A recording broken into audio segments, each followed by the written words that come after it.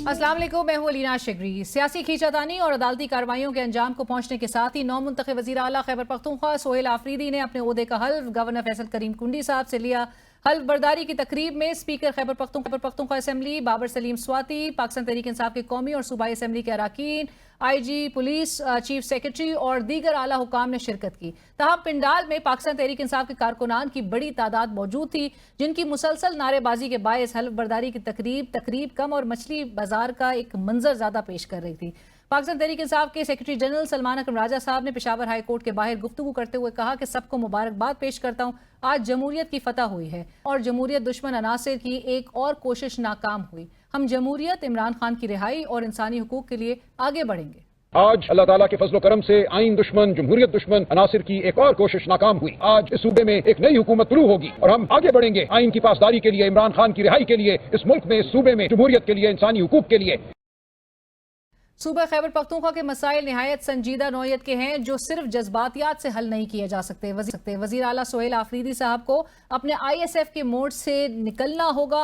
अलबत्ता पाकिस्तान तहरीक इंसाफ की senior leadership मामलात को अफाम व तफहीम से आगे बढ़ाना चाहती है। सीनियर रहनुमा असद कैसर साहब मुतादिद मरतबा पोलिटिकल रिकन्सिलियेशन की बात कर चुके हैं। PTI खैबर पख्तूनख्वा के सदर जुनेद अकबर साहब का कहना है कि चाहते हैं हम इकट्ठे हों, मुल्क आगे बढ़े, तरक्की करे। आप हमारी तरफ एक कदम बढ़ाएं, हम 2 कदम बढ़ाएंगे। हम चाहते हैं कि हम आगे बढ़े, हम इकट्ठे होंगे तो मुल्क तरक्की करेगा। आप एक कदम हमारी तरफ आए, हम वादा करते हैं कि हम 2 कदम आपके पास आएंगे। हम चाहते हैं कि हम इकट्ठे बैठे और आगे के मामलात इकट्ठे चलाए। हुकूमत करने के लिए स्टेबिलिटी कलीदी अंसर होता है, मगर हमारी हुकूमत किसी भी किस्म की रिकन्सिलियेशन के मूड में नजर नहीं आती। TLP के एहतजाज करने की वजूहात और टाइमिंग पर इख्तलाफात किए जा सकते हैं, लेकिन जिस अंदाज से हुकूमत ने इस एहतजाज को हैंडल किया वो किसी तौर पर दानिशमंदाना नहीं। हुकूमतों का काम होता है कि सूरत हाल को ठंडा करे, जल्दी पर पानी डाले और मसाइल को अफाम व तफहीम से हल करे। लेकिन इस सूरत हाल को बालाए ताक रखते हुए वजीर मुमलिकत बराए दाखिला तलाल चौधरी साहब ने कि हम TLP के साथ वही बर्ताव करेंगे जो PTI के साथ 9 मई में किया गया। इसी तरह कानूनी कार्रवाई होगी और अदालती फैसले आएंगे। अंदरूनी इख्तिलाफात के साथ साथ बैनुल-अक़वामी सतह पर भी हमें चैलेंजेस का सामना है। अफगानिस्तान के साथ कशीदगी अपने उरूज पर है। आज दोनों फरीकैन की जानिब से 48 घंटे के लिए सीज फायर का ऐलान हुआ है। ताहम काबुल और मशरकी अफगानिस्तान में पाकिस्तान के मुबैना फ़िज़ाई और अफगान तालिबान के पाकिस्तानी चौकियों पर हमलों के बाद पाकिस्तान अफगान ताल्लुकात ने नया रुख इख्तियार कर लिया है। मुल्की दाखिली और खारजी सिक्योरिटी सूरत हाल के बायस आज सदर मुमलिकत जनाब आसिफ अली जरदारी साहब से फील्ड मार्शल सैयद आसिम मुनीर साहब ने मुलाकात की, जिसमें आर्मी चीफ ने सदर जरदारी को अफगान तालिबान के जारहाना और इश्तियाल अंगेज इकदाम के नतीजे में पैदा होने वाली सिक्योरिटी सूरत हाल और पाक अफवाज के मौसर और मुनासिब रद्द अमल से आगाह किया। उधर अडियाला जेल में बैठे साबिक वजीर आजम इमरान खान साहब ने पाक अफगान सूरत हाल पर है कि अमन के लिए अगर मुझे पैरोल पर बाहर निकालें तो मैं अफगानिस्तान के साथ मामला ठीक कर दूंगा। अगर मुझे वो कहते हैं पैरोल पे निकालें, मैं आपके लिए इस चीज को सेटल करता हूँ अफगानिस्तान के साथ अमन के लिए। सुप्रीम कोर्ट के 8 रुकनी बेंच के सामने वकील आबिद जुबैरी साहब ने फुल कोर्ट की तश्कील के लिए अपने दलाइल मुकम्मल करते हुए कहा कि आर्टिकल 191A फुल कोर्ट बनाने से नहीं रोकता।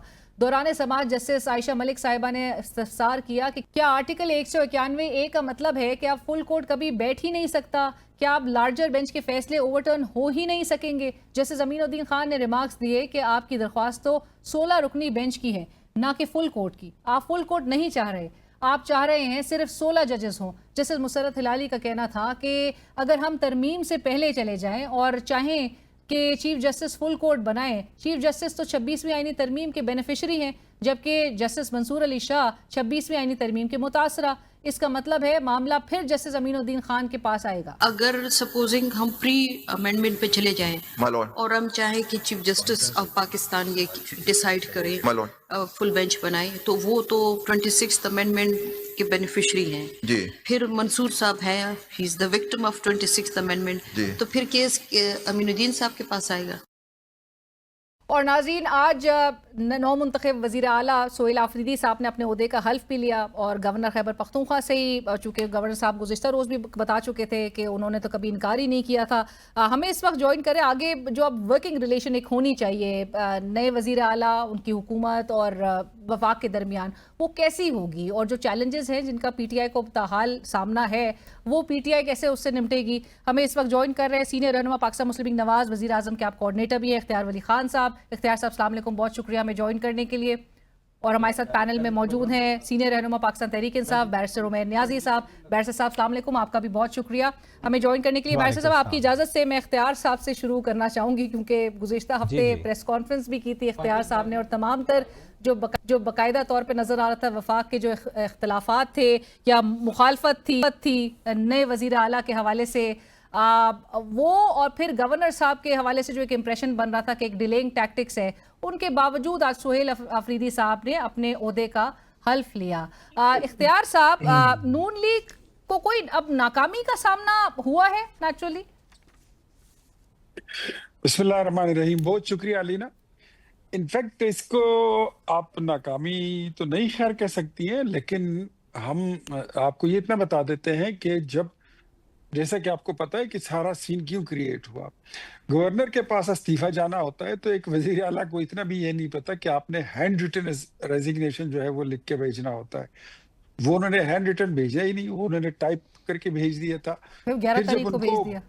फिर बताता हूँ ना, फिर जब उन्होंने हैंड रिटन भेज दिया तो उसमें फिर वो साइन पिछले वाले साइन से मैच नहीं कर रहे थे, तो इसलिए उन्होंने अपनी सेटिस्फेक्शन के लिए उनको कह दिया कि आप 15 तारीख को आइए और इसको क्लियर कर लें कि ये साइन आपके हैं, ये रेजिग्नेशन आपका है।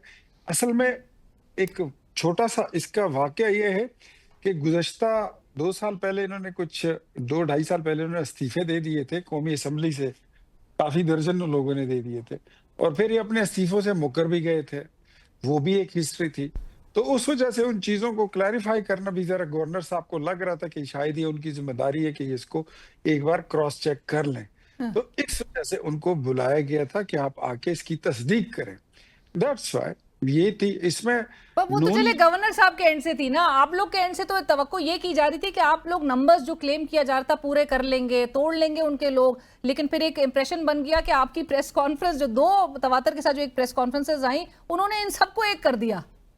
2 बातें हैं, एक तो इलेक्शन हुआ नहीं, वरना हम नंबर बता देते।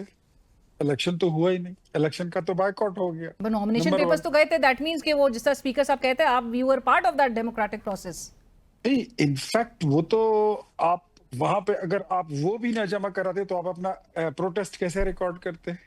अगर आप ना करते तो आप अपना प्रोटेस्ट रिकॉर्ड करते। वहां floor of the house opposition leader ने ऐलान किया और जितने कैंडिडेट्स थे वो तीनों के तीनों वहां से बाहर चले गए। तो मीन्स के सब ने उसको यकजान यक आवाज होकर उसको रिजेक्ट कर दिया। अच्छा, प्रेस कॉन्फ्रेंस की बात जो आप बता रही हैं, तो प्रेस कॉन्फ्रेंस में हमने क्या कहा था, उसमें तो कोई ऐसी बात नहीं थी कि उस पर कोई एतराज किया जा सकता है। नहीं सर, मतलब बज़ाहिर तो लग रहा था कि गंडापुर साहब के जाने पे बड़ा आप लोग को आप नाराज थे, सुहेल अफरीदी साहब के नाम से बड़े खाइफ थे। मैं बल्कि नियाजी साहब के पास भी ये बात लेके जाऊंगी, अगर आप क्विकली इस पे रिस्पॉन्ड कर दें। तो सुहेल अफरीदी बेचारे को तो इमरान खान खुद नहीं जानता था, आज से महीना पहले 2 महीने पहले उनको नहीं पता कि सुहेल अफरीदी कौन है। हम क्या उसको जानते थे कि हम उससे खाइफ होंगे या खौफजदा होंगे? कौन सी वो ऐसी खतरनाक। चलिए, सो बहरहाल आपकी बात से मैं ये अखज़ कर पा रही हूँ कि अभी आप लोग को यानी कि सुहेल अफरीदी साहब के नाम पे अब कोई मुखालफत तो नहीं रही। नियाजी साहब, वाकई में ऐसा था जिस तरह इख्तियार साहब कह रहे हैं, इमरान खान साहब को सुहेल अफरीदी का पता ही नहीं था, उन्होंने नाम उठा के दे दिया उनका, और इख्तलाफात या मुखालफत तो नहीं की गई थी, गवर्नर साहब का ही उन्होंने हवाला दिया। जी नियाजी साहब। देखें, सुहेल अफरीदी का देखें जानना है तो तब है कि इमरान खान अपनी तंजीमों में खुद इंटरेस्ट लेते हैं। ISF के प्रेसिडेंट थे, मतलब फुटेजेस आपने भी देखी होंगी मीडिया पे, उनके सवालों वाली सारा कुछ चलता रहा, इंटरेक्शन रहा, पर इमरान खान साहब ने खिलाड़ी चुना है मौके की मुनासबत से। और देखें, जो उसमें सरप्राइज़ का एलिमेंट था, वो सरप्राइज़ के एलिमेंट की वजह से इन्हें परेशानी हुई है कि जिस अली अमीन गंडापुर को ये बुरा भला कहते थे, ये मजबूर हो गए उस अली अमीन की तारीफ़ करने में। और मेरे ख्याल से अली अमीन ने जो है ना खान साहब की इंस्ट्रक्शंस फॉलो करके दोनों जगह पे अपना मकाम बराबर बहाल किया है। इख्तियार साहब, वो जिस तरह कह रहे हैं मौके की मुनासबत से उन्होंने नाम फील्ड किया था खान साहब ने, और गंडापुर साहब के बज़ाहिर तो अब वाकई ऐसा लग रहा था, आप लोगों को भी बड़े एतराज़ थे गंडापुर साहब की वो जो जारहाना तकारीर, जारहाना अल्टीमेटम्स, वफाक पे हमलावर हो जाने की गुफ्तगू, ये तमाम तर बातें एक तरफ, और फिर JUI के भी उन्होंने तो गुज़िश्ता रोज़ तक कहा था कि ये हमारे मेहमान वज़ीर आला है गंडापुर साहब। अलीना, ये उमैर जो है ना, ये मेरा बहुत प्यारा भाई है, इनसे माजरत के साथ तहरीक इंसाफ जिसको लॉन्च करती है ना, उनकी लॉन्चिंग सेरेमनी बड़ी जबरदस्त होती है। जो इसकी फिर एंड अप होता है ना, जो एंडिंग सेरेमनी होती है वो फिर होती भी नहीं है। अब अली अमीन गंडापुर को कल तक उमेर नियाजी साहब और सारी पीटीआई वाह जी वाह, कोई टॉम क्रूज बना के बता रहा था, कोई टर्मिनेटर बता रहा था, कोई उसको पता नहीं को किस नाम से पुकार रहा था।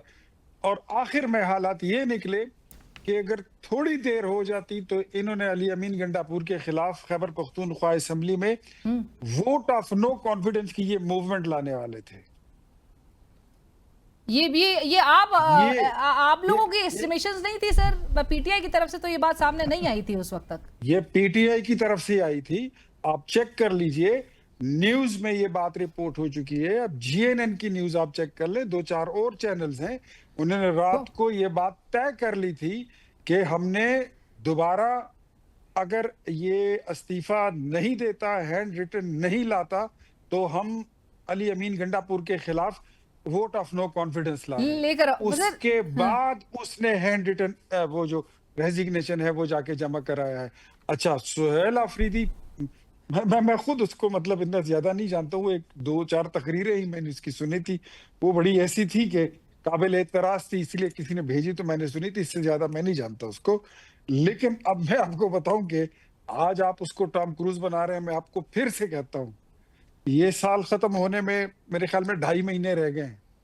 नया साल चढ़ने से पहले या नया साल चढ़ने तक ही आप देख लेंगे कि ये उसके मुतालिक क्या कहते हैं। भाई इख्तियार साहब, मुझे ये जरूर बताइए कि मैं अगले सवाल में न्याजी साहब के पास जाने से पहले मुझे ये आपसे जानना है कि सेंटर इस वक्त सुहेल अफरीदी साहब से मुतालिक क्या सोच रहा है? आप उनको सपोर्ट करेंगे? क्योंकि बज़ाहिर तो उनके हल्फ लेने से पहले तक एक एतराज सेंटर का जरूर सामने आ रहा था, अभी उनको वो सपोर्ट होगी सेंटर की? सर देखिए अलीना, मैं आपको एक बात बताता हूँ, जो असेंबली की जो पार्लियामेंट होती है उसका जो फैसला होता है वो सबको कबूल होता है।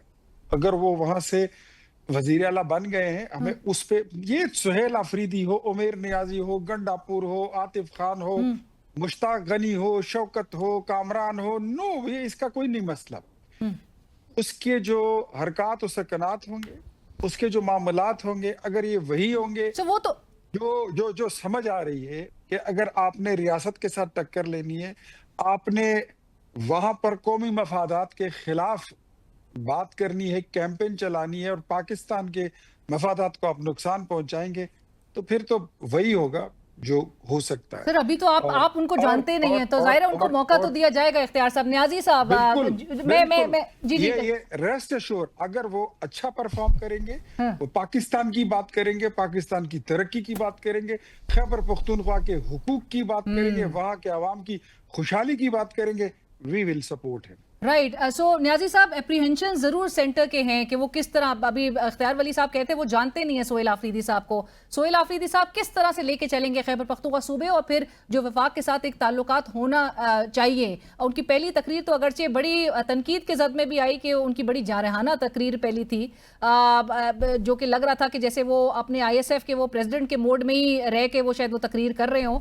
लेकिन क्या एक्सपेक्ट किया जाए? और सर जो चैलेंजेस हैं, जहाँ पर आज भी सलमान राजा साहब कहते हैं कि जी जमहूरियत के लिए, इमरान खान साहब की रिहाई और इंसानी हुकूक के लिए हम आगे बढ़ेंगे, चैलेंजेस तो अभी भी बरकरार है न्याजी साहब। बिल्कुल, देखें नए बंदे के लिए चैलेंजेस बहुत होते हैं, मगर देखें जो नए CM को एडवांटेजेस क्या हैं। देखें एक एलिमेंट ऑफ सरप्राइज़ है कि बहुत सारे लोग जानते नहीं हैं, बहुत सारे लोगों ने इंटरेक्ट ही नहीं किया हुआ, तो जब इंटरेक्ट नहीं किया हुआ इस वजह से ये क्या सराइयों पे बेस करें। देखें आप एक चीज़ को तो देखें, एक चीज़ को क्रेडिट देखें, एक इमरान खान की साइड है कि इमरान खान ने एक ऐसे बंदे पे एतमाद किया कि जिसका कोई सियासी बड़ा बैकग्राउंड नहीं, कोई बड़ा नहीं, वरना देखें CM-शिप के ओहदे क्या बड़े ख़ानदानों से पहले कभी बाहर रहे हैं? किसी ने कभी कोई अखलाकी जुर्रत का मुजाहरा किया हो कि अपने ख़ानदान से बाहर को बड़ी पोजीशन, कॉन्स्टिट्यूशनल रोल ऑफ़र किया हो?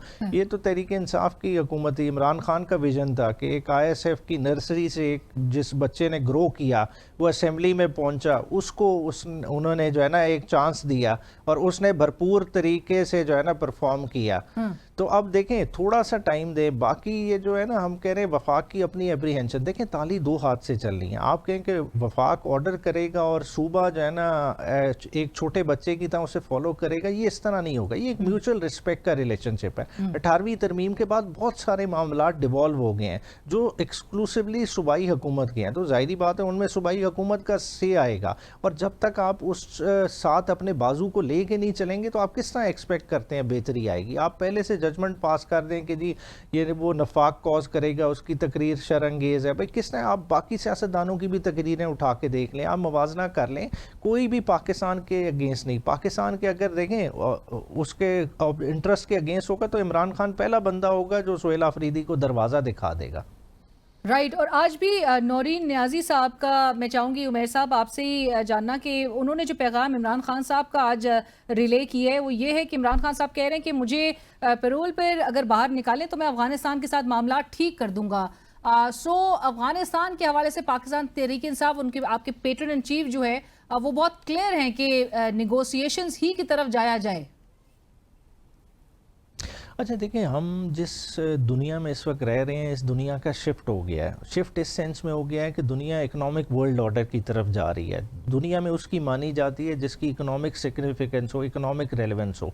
अगर हम पाकिस्तान को जो 25 करोड़ का मुल्क है चलाना चाह रहे हैं, क्या हम ऐसे मुल्क में रह सकते हैं जिसका ईस्टर्न बॉर्डर हॉस्टाइल हो, जहाँ मोदी बैठा धमकियाँ लगा रहा हो और साथ वेस्टर्न बॉर्डर भी खुल जाए? अगर आज का अफगानिस्तान है उसने रशिया को अगर धूल चटाई है, कोई अकेले नहीं चटाई, उसमें पाकिस्तान का बहुत रोल रहा। पाकिस्तान ने अपना खून दिया हुआ है उस मुल्क को, तो जब दिया हुआ है तो क्यों नहीं अपनी उन गुड टर्म्स को एक्सरसाइज किया जाए। और इसी के साथ ही बढ़ेंगे एक ब्रेक की तरफ, हमारे साथ रहिए।